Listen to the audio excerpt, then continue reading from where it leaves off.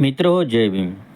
आपण भारतामध्ये आर्य लोक कसे आले, केव्हा आले आणि कशा पद्धतीनं त्यांनी भारतामध्ये येऊन आर्य ब्राह्मणांनी भारतामध्ये येऊन कशा पद्धतीने भारतातील बौद्ध धर्म तसेच बौद्ध धर्माचे जे स्थळ होते कसे त्यांनी निस्तानाबूत केले त्याबद्दल पाहू. हे बघा, सिरिया, इराण, इराक, इराण, अफगाणिस्तान, पाकिस्तान ही सर्व जे काही राज्य होती तेव्हाची. पाकिस्तान तर हा भारताचाच भाग होता, संपूर्ण भारतच आहे. आणि हे संपूर्ण राज्य हे भारताशी जुडलेले होते.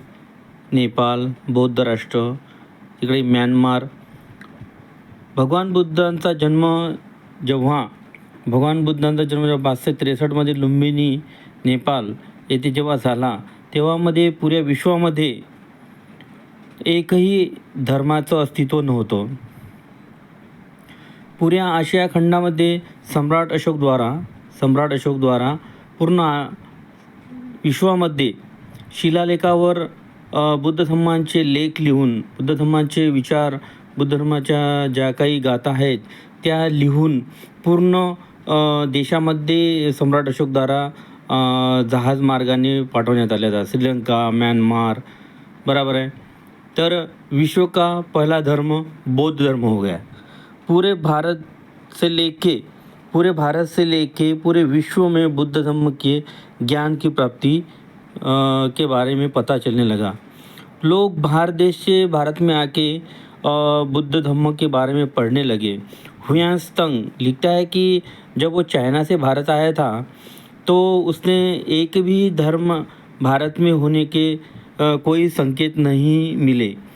और हुयांग ने बहुत बढ़िया लिखा है कि भारत एक समृद्ध देश था, बौद्धमय देश था और हर जगह पे बौद्ध विद्यालय थे. वही और सम्राट अशोक द्वारा 84,000 विश्वविद्यालयों की भी निर्मित की हुई थी. 52,000 विश्वविद्यालय थे जिसमें तक्षशिला, नालंदा ऐसे बहुत सारे विद्यालय थे कि जो.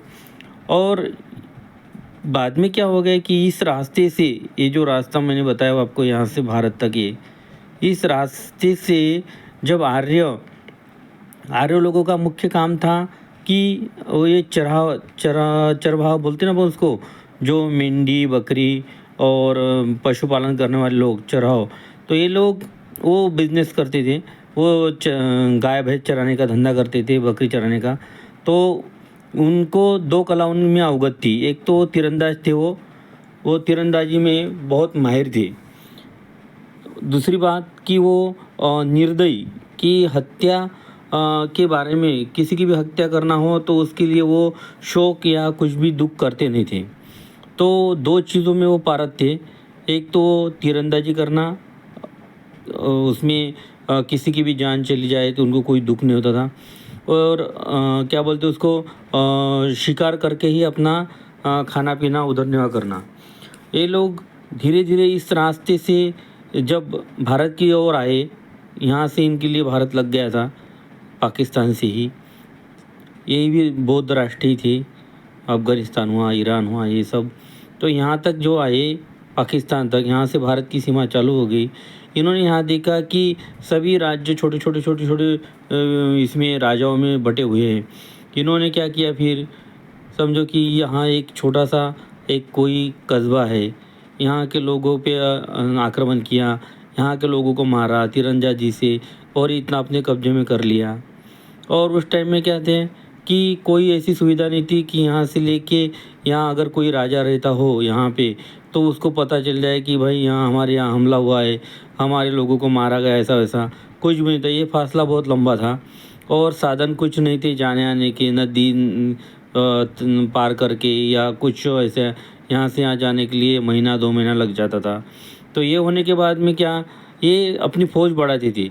जब इन्होंने भारत में एंट्री की तो इनके पास में सिर्फ क्या है कि ये 2000 सिर्फ 2000 जेंट्स, 2000 व्यक्ति है. इन्होंने अपने साथ स्त्रियों को नहीं लाया था, इनके साथ में लेडीज़ नहीं थी. इन्होंने भारत में जो एंट्री की तो ये सिर्फ जेंट्स थे. तो फिर इसके साथ साथ इन्होंने भारत की अर्थव्यवस्था देखी, भारत का लोगों का रुख देखा कि यहाँ क्या है क्या नहीं, यहाँ पर बहुत सारा धन दौलत जो भी है ये सब इन्होंने देखा। उसके बाद में उन्होंने क्या किया कि लोगों को, यहाँ के लोगों पे अगर अधिकार करना है तो इनको अंधश्रद्धा में जो भी बोलते हैं ना अपन भगवान देवी, इस तरह से उन्होंने अपना व्यापार बढ़ाया। यहाँ के जो भारत के बौद्ध केंद्र थे जो भी सब अपने कब्जे में कर लिए, सब पे आक्रमण कर कर के इन्होंने पूरे भारत भर में अपना आधिपत्य जमा लिया। और भारत के जो भी भिक्षु थे सभी को फिर इन्होंने मारना चालू कर दिया, इनको धर्म से निस्तनाभूत करना चालू कर दिया, मंदिर विहारों से हकालना चालू कर दिया। तो धीरे धीरे इनकी फौज बढ़ती गई, ये बहुत क्रूर थे। अब लोग बोलते हैं कि भाई कि बौद्ध धर्म ने अपनी खुद की रक्षा क्यों नहीं की। तो ईस्वी सन 1400 में, समझो कि 1400 में लास्ट मौर्य राजा, मौर्य, ये जो लास्ट मौर्य था तो इसको इन लोगों ने गलती से मारा, बराबर, इसको मौर्य राजा को गलती से मारा। इसके बाद में किसी भी राजा को इन्होंने गद्दी पर, भारत की गद्दी पर बैठने दिया, मौर्य शासन खत्म कर दिया। मौर्य शासन खत्म, यहाँ से समझो खत्म हो गया, मौर्य शासन खत्म कर दिया। मौर्य शासन खत्म करने के बाद में क्या हुआ कि इन लोगों ने पूरी सत्ता, भारत की सत्ता अपने हाथ में कर, यहाँ का सभी धर्म, चाइना और म्यांमार, श्रीलंका पूरे बाकी एशिया खंड के जो भी देश थे वहाँ सब चला गया। तो लास्ट जो मौर्य ख़त्म हुए तो क्या हुआ कि फ़ौज ख़त्म हो गई। फ़ौज ख़त्म होने के बाद में समझो कि यहाँ पर अगर भारत का ये कोना है, ये समझो कि भारत का ये महाराष्ट्र का कोना है, यहाँ पर इन लोगों ने आक्रमण किया, यहाँ के सभी लोगों को मारा। तो यहाँ जो कोई राजा हो नेपाल के पास में या इधर आजू बाजू में किसी कोई राजा हो, अगर वो भिक्षुओं को बचाने के लिए जाने की भी सोचे या भिक्षु खुद अगर अपना बचाव करना भी चाहे तो इन लोगों के सामने टिक नहीं सकती थी, क्योंकि तीरंदाजी में और भाला ये सब चलाने में माहिर थे। दूसरी ये हिंसा के समर्थक थे, ये खुले मन से हिंसा करते थे, जो कि बौद्ध धर्म के ये सब विरुद्ध है। हिंसा करना बौद्ध धर्म के विरुद्ध है। तो इस तरह से क्या है कि अगर ये लोग यहाँ से चुपके से यहाँ जाके रात में रुक गए और यहाँ पे इस जगह पे, भारत के इस कोने पर उन लोगों ने हमला किया, भिक्षुओं को मारा, यहाँ का विहार लूट लिया, तो किसी राजा को पता चलते 1 महीना लगता है, तब तक यहाँ से ये दूसरी जगह चले जाती थी। बराबर इनके साथ में तीरंदाजी का सामान ये सब रहता था। इस तरह से धीरे धीरे इन्होंने भारत के भिक्षुओं को पूरी तरह से मारना। पूरे भारत पे जब पुष्पमित्र शुंग जैसा कोई बौद्ध धर्म का विरोधक, उसके हाथ में अगर सत्ता आती है और उसके बाद में वैसे ही बहुत सारे जो सैनिक थे जो धर्म को निस्तानाबूद करना। धर्म क्यों इन्होंने मिटाया कि धर्म, बौद्ध धर्म जो था कि बौद्ध धर्म क्या बोलते उसको, बाकी सभी चीज़ों को नकारता था जो इन लोगों ने लागू करना चाहा। बौद्ध धर्म ने इस सब को नकार दिया।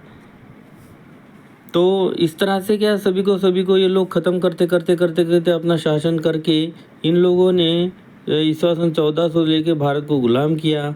भारत में जो मुस्लिम राजा आए फिर इसी रास्ते से इन सभी राजाओं को इन्होंने सपोर्ट किया। भारत में इंग्रज़ आए, इंग्रज़ों को सपोर्ट किया, सबको सपोर्ट करते गए और अपना शासन बचाते गए। ऐसे करके भारत की बहुत सारी लूट की। आज भी इन लोगों के पास, ये जो बाहर से आर्य भारत में आए हुए हैं, इनके पास में भारत की लूटी हुई बहुत सारी संपत्ति है। इनकी चौकसी, इनकी क्या बोलते हैं उसको, तलाशी होनी चाहिए। और भारत को गुलाम करने में, भारत को कम से कम समझो कि 2500 साल जो अपन बोलते हैं कि 2500 साल तक भारत को गुलामी के बेड़े में रखने का इनका बहुत बड़ा योगदान है। जय भीम साथियों, अच्छा लगे तो सब्सक्राइब करिए, ज़रूर चैनल को लाइक करिए। जय भीम।